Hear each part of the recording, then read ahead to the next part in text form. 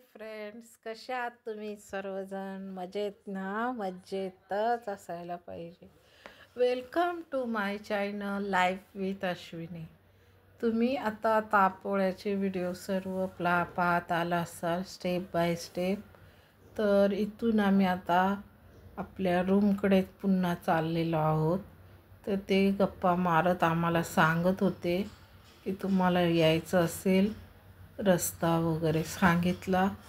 आणि ही पहा टीम अजून खेळत होत्या. बऱ्याच टीम खेळून झाल्या. मला खूप भूक लागली. हा ॲपल मी घरातून नेलेला बघा, तसंच्या तसं चाकू नसल्यामुळं राहिला आहे खायचा. तर इथं आले शेवटी आणि कापून दिला पहा त्यांनी. तर प्रणित हसत होता मम्मीला, आता ॲपल भेटला खायला शेवटी. म्हणजे मी घरातून घेतलेले आणलेले सोबत असेच गाडीत वगैरे खायला. आणि दुपारच्या लंचमध्ये बघा आता काय काय असणार आहे. तर आता आपण लंच करून मुंबईकडे निघणार आहोत. तर प्राचीने हे घेतलेलं आहे व्हेज, पनीरची भाजी, डाळ भात आणि स्वीट खीर होती आणि चपाती भाकरी असं होतं. तर तिने भाकरीच तिने सांगितलेली ज्वारीची. मिस्टरांनी पण व्हेज घेतलेलं आहे. आणि मी आदल्याच रात्री मला फिश आवडते म्हणून फिश सांगावी लागते त्यांना, उद्या तुम्ही लंचमध्ये काय खाणार आहात. तर 2 व्हेज सांगितले आणि 2 नॉनव्हेज सांगितले. तर हे ज्वारीच्या गरम भाकरी घेतलेल्या होत्या आणि माझे फिश फ्राय होत होते. मिस्टरांना भूक लागली, त्यांनी व्हेज घेतलेलं. काय माहिती त्या बाहेर फिश खायला काटे काढता येत नाहीत त्यांना व्यवस्थित आणि अवघड जातं. त्याच्यामुळं ते बाहेर बहुतेक फिश म्हणजे सुरमई वगैरेच हे करतात, कोळंबी सुरमई खाता येण्यासारखे. आणि आम्ही काट्याचे मी खाऊ शकते बाहेर पण. आणि प्रणित पण हे असणार आहे. तर चिकन रस्सा दिलेला आहे, फिशची ग्रेव्ही नाही बनवली, फिश फ्राय केलं होता आणि येणार होता. तर ते बोलले तोपर्यंत तुम्ही चालू करा. तर प्रणितची मी वाट बघत बसले पण तो काही येईना.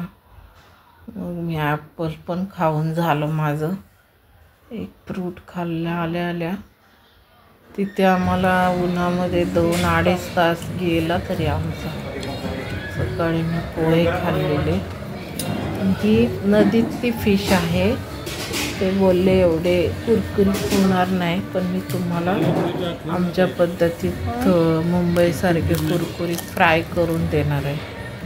तर त्यांनी ते केली फ्राय आणि ती नरमच राहते. नदीतले मासे नरमच राहतात, एवढे असे कुरकुरीत नाही होत.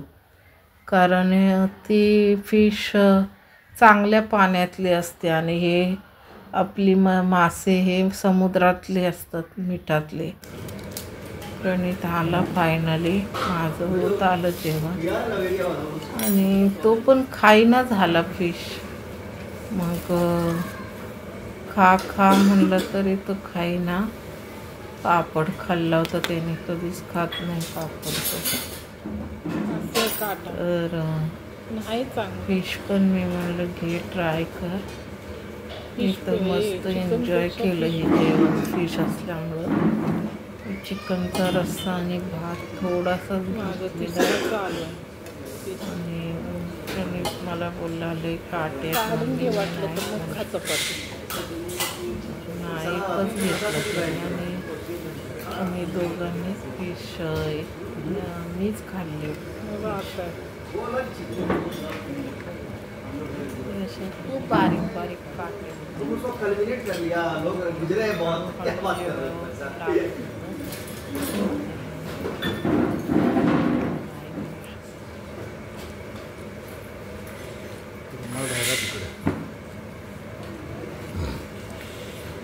आणि मला समोरची व्हेज थाळी पण खीर वगैरे तर व्हेज घेतल्यावर आपल्याला नॉनव्हेज खाऊ वाटतं आणि नॉनव्हेज घेतल्यावर आता व्हेज थाळी मला आवडायला लागलेली. तर आता काय करणार, तर फिशवर खीर तर नाही खाऊ शकत.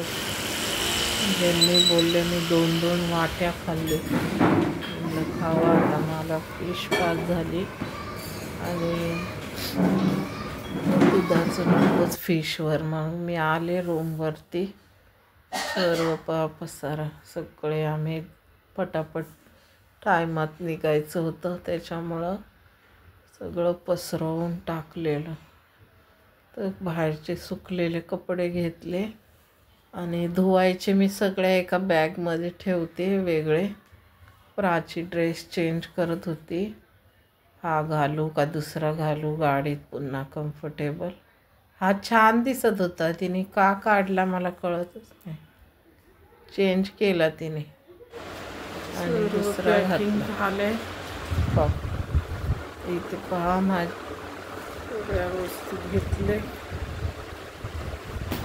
मी दोघं असे बाहेर बघत बसले. आता तिथं आपल्याला एक फोटो काढायचा आहे. ते या बॅगची चेन तुटली आहे. आता हे बुटं जातील पॅक करून. वॉकिंगसाठी आणलेले.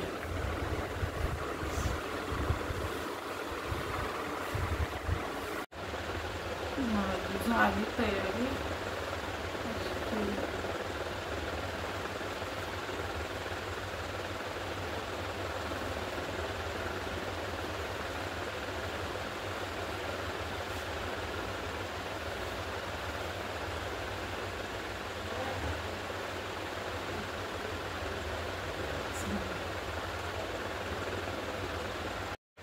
ती स्टिक ठेवून दिली. ते छोट्या ह्याला लावते मोबाईल.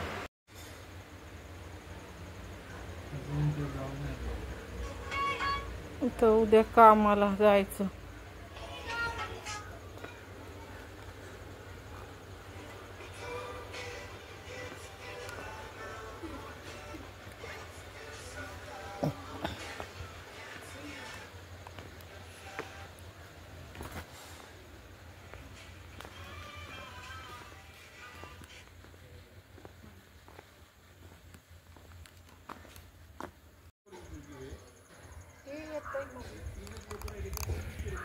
कपडे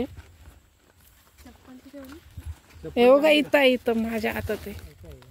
उतरले दादाची वरच राहू दे, तो उतरणार. बाकी आम्ही काय काचाला जाळी नको ना. नको, आम्हाला थोडं शूट भी करायचं असतंय बाहेरचं. बाकी सगळं घेतलंय ना, विसरलं नाही ना. नाही चार्जर विद्या सगळं घेतले. चार्जर घेतले का सगळे.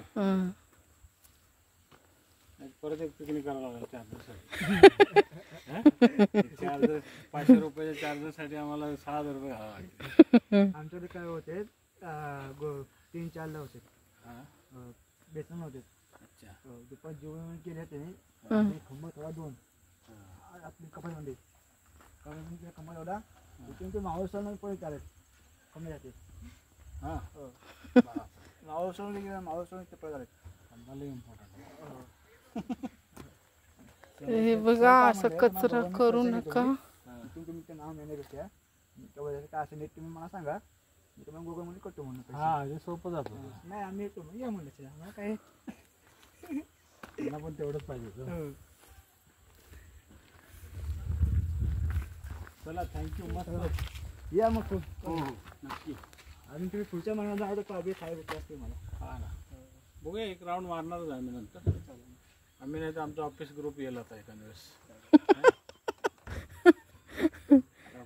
सांगणार सर्व. एअरपोर्ट सगळं एअरपोर्टला आहेत. चावी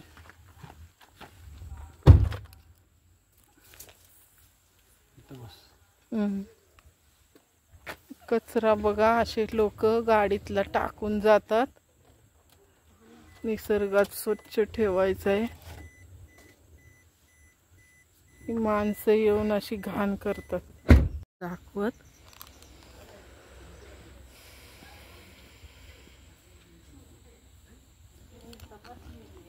रस्ता ना तो हा थोडा बऱ्यापैकी 2-3 किलोमीटर खराब आहे तो. ठीक आहे, आता काय करायचं. मग हाच बरा आहे ना, हा नाही चला. हा ना, हा किती खराब आहे. हा कुठे खराब ना, चिखल आणि एकदम सिंगल रस्ता आहे. 1-2 ठिकाणी चिखल आहे. पण समजा तिथे जर गाडी आली कुठली तर किती वांदे होते. मग आता इथून मध्येच एक गाडी आली हा, इथे जागा आहे तेवढी. म्हणजे इथे 2 गाड्या पास होण्यासारखी तेवढी.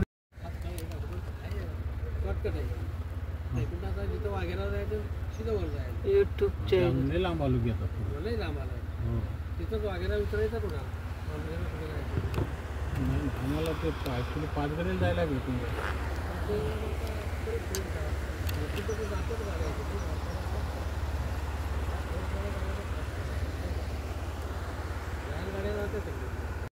चांगला आहे, रस्ताही चांगला आहे. चला मग जाऊया.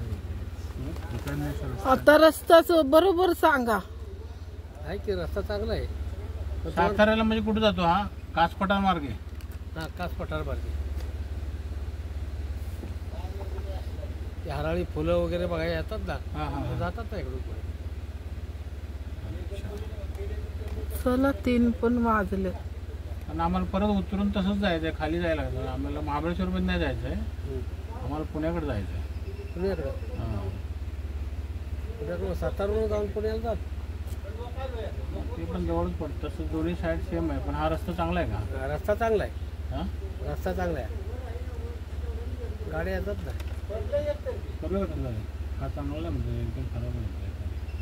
म्हणजे थोडा खराब म्हणला तर जास्त असेल. हा, कारण आम्ही येतानाच खराब रस्त्याने आलेलो. हा तोच पारका रस्ता आहे, तो कनेक्टर झाला.